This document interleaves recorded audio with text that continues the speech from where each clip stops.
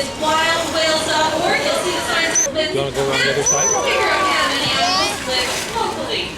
First, let's have a look at the color on their bodies. They've got a type of camouflage known as counter shading, meaning they've got a dark colored back and a light colored belly. You might be seeing this from a dolphin, but clearly you can hear them as well from slapping down on the water or even making vocalizations. So let's listen carefully. Maybe you might hear some sounds.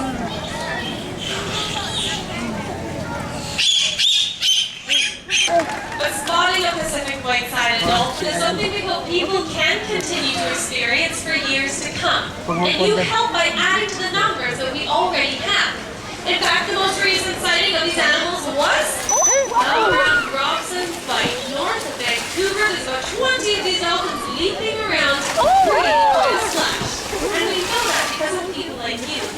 But we also know that these fantastic animals face a lot of challenges in the water as well. As we learned from Leo, both Helen and Hannah were found entangled in fishing nets. Now, Helen in particular bears the scars of those nets on her body and needed to have her pectoral or side flippers partially removed in order to save her life. Humans are the major threat these animals face in the ocean. Whether it's from increased boat traffic or a lack of available seafood, we have a responsibility to be aware of the impact we have on the planet. But here at the Vancouver Aquarium, Helen and Hannah help by participating in groundbreaking research projects. In fact, one of the projects we recently finished up with was the metabolic study. We wanted to know how much energy it takes a dolphin to be a dolphin. Now in the ocean, these animals are very acrobatic. As you've already seen, they do lots of leaps and jumps. This is very common for Pacific white-sided dolphins. And they're also hydrodynamic as well, meaning they have a streamlined body. As you're seeing from Helen as she races around the habitat, they reach speeds of 35 kilometers an hour or 22 miles per hour. So they're very, very fast. Now with all this energy usage, researchers wanted to know how many calories do you need every single day just to survive. So to figure this out, the trainers were able to ask the dolphins to stay still. In fact, how still can you stand? How still can you stand for 10 minutes at a time? Well, that's what the dolphins were being asked to do, and we would ask them to do that underneath of a dome that floated on top of the water.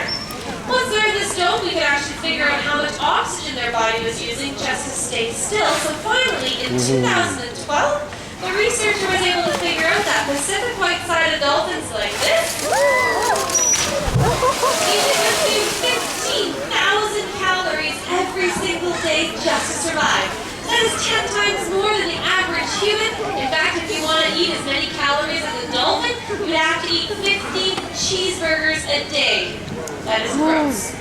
If you want to know more about this research, feel free to come on over and ask. But here, Helen and Hannah act as an ambassador for their species, sharing their story with folks like you and allowing researchers to learn more about cetaceans.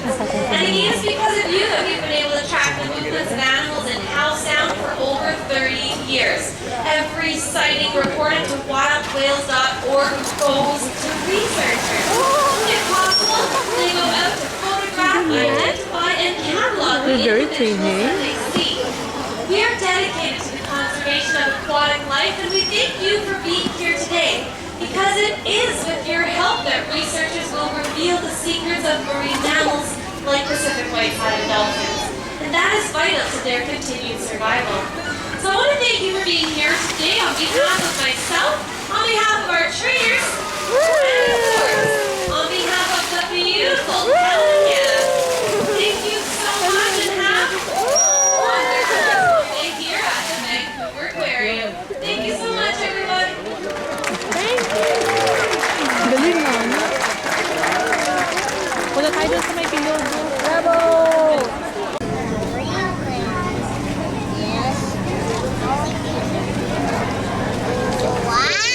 Like I mentioned previously, walking is part of their training. You'll see that they are working with the trainers on actually walking behavior. Number 36? To walk with the trainers. Not seeming like a particularly complicated thing to do, but unfortunately we don't speak English, so we can't just translate. We have to do it with the rapids.